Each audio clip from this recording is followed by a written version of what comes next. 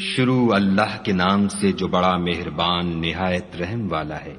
اے محمد صلی اللہ علیہ وآلہ وسلم، ہم نے تم کو فتح دی، فتح بھی سری و صاف، تاکہ خدا تمہارے اگلے اور پچھلے گناہ بخش دے اور تم پر اپنی نعمت پوری کر دے اور تم کو سیدھے رستے چلائے، اور خدا تمہاری زبردست مدد کرے۔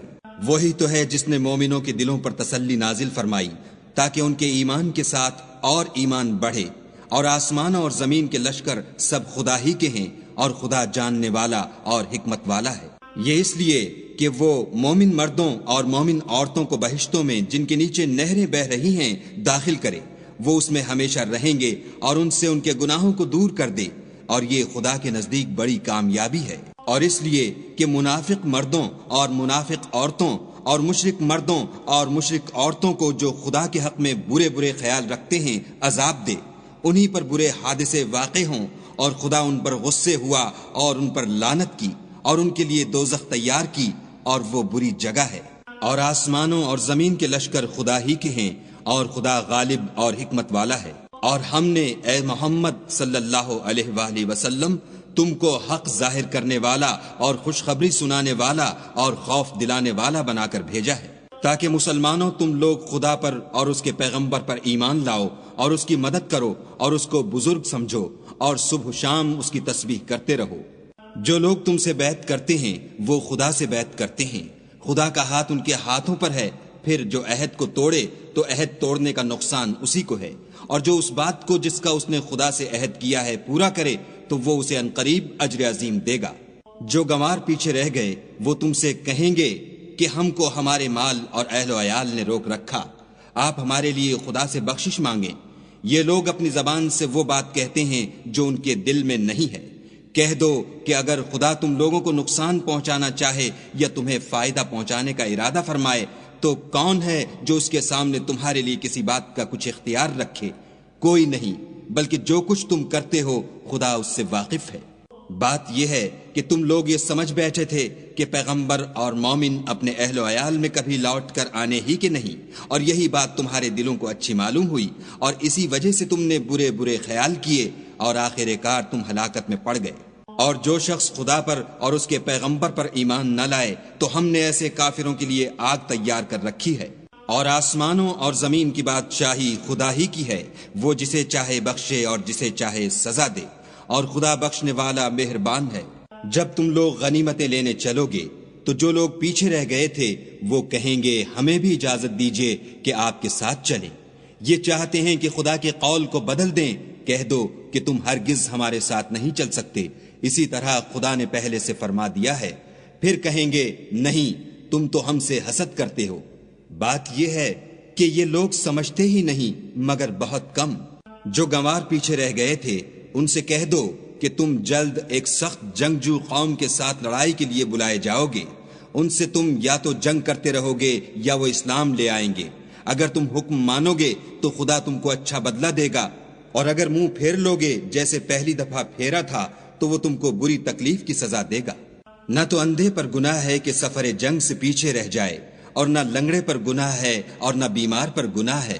اور جو شخص خدا اور اس کے پیغمبر کے فرمان پر چلے گا خدا اس کو بہشتوں میں داخل کرے گا جن کے تلے نہریں بہہ رہی ہیں، اور جو روگردانی کرے گا اسے برے دکھ کی سزا دے گا۔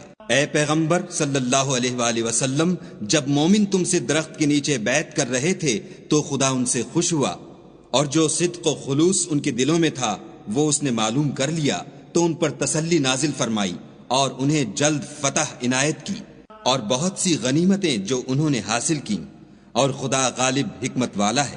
خدا نے تم سے بہت سی غنیمتوں کا وعدہ فرمایا ہے کہ تم ان کو حاصل کرو گے، سو اس نے غنیمت کی تمہارے لیے جلدی فرمائی اور لوگوں کے ہاتھ تم سے روک دیے۔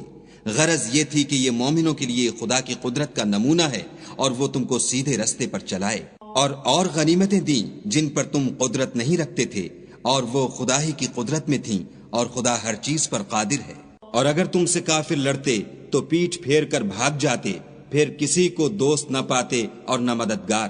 یہی خدا کی عادت ہے جو پہلے سے چلی آتی ہے، اور تم خدا کی عادت کبھی بدلتی نہ دیکھو گے۔ اور وہی تو ہے جس نے تم کو ان کافروں پر فتح یاب کرنے کے بعد سرحد مکہ میں ان کے ہاتھ تم سے اور تمہارے ہاتھ ان سے روک دیے، اور جو کچھ تم کرتے ہو خدا اس کو دیکھ رہا ہے۔ یہ وہی لوگ ہیں جنہوں نے کفر کیا اور تم کو مسجد حرام سے روک دیا اور قربانیوں کو بھی کہ اپنی جگہ پہنچنے سے رکی رہیں، اور اگر ایسے مسلمان مرد اور مسلمان عورتیں نہ ہوتیں جن کو تم جانتے نہ تھے کہ اگر تم ان کو پامال کر دیتے تو تم کو ان کی طرف سے بے خبری میں نقصان پہنچ جاتا، تو بھی تمہارے ہاتھ سے فتح ہو جاتی، مگر تاخیر اس لیے ہوئی کہ خدا اپنی رحمت میں جس کو چاہے داخل کر لے۔ اور اگر دونوں فریق الگ الگ ہو جاتے تو جو ان میں کافر تھے ان کو ہم دکھ دینے والا عذاب دیتے۔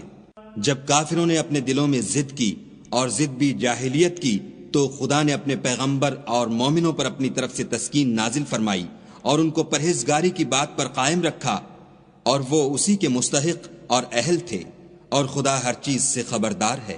بے شک خدا نے اپنے پیغمبر کو سچا اور صحیح خواب دکھایا کہ تم خدا نے چاہا تو مسجد حرام میں اپنے سر منڈوا کر اور اپنے بال کتروا کر امن و امان سے داخل ہوگے، اور کسی طرح کا خوف نہ کرو گے۔ جو بات تم نہیں جانتے تھے اس کو معلوم تھی، سو اس نے اس سے پہلے ہی جلد فتح کرا دی۔ وہی تو ہے جس نے اپنے پیغمبر کو ہدایت کی کتاب اور دین حق دے کر بھیجا تاکہ اس کو تمام دینوں پر غالب کرے، اور حق ظاہر کرنے کے لیے خدا ہی کافی ہے۔ محمد صلی اللہ علیہ وآلہ وسلم خدا کے پیغمبر ہیں، اور جو لوگ ان کے ساتھ ہیں وہ کافروں کے حق میں تو سخت ہیں اور آپس میں رحم دل۔ اے دیکھنے والے، تو ان کو دیکھتا ہے کہ خدا کے آگے جھکے ہوئے سر بسجود ہیں اور خدا کا فضل اور اس کی خوشنودی طلب کر رہے ہیں۔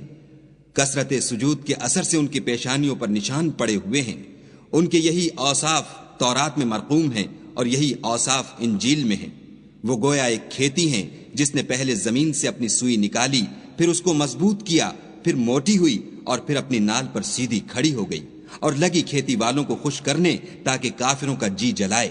جو لوگ ان میں سے ایمان لائے اور نیک عمل کرتے رہے ان سے خدا نے گناہوں کی بخشش اور اجر عظیم کا وعدہ کیا ہے۔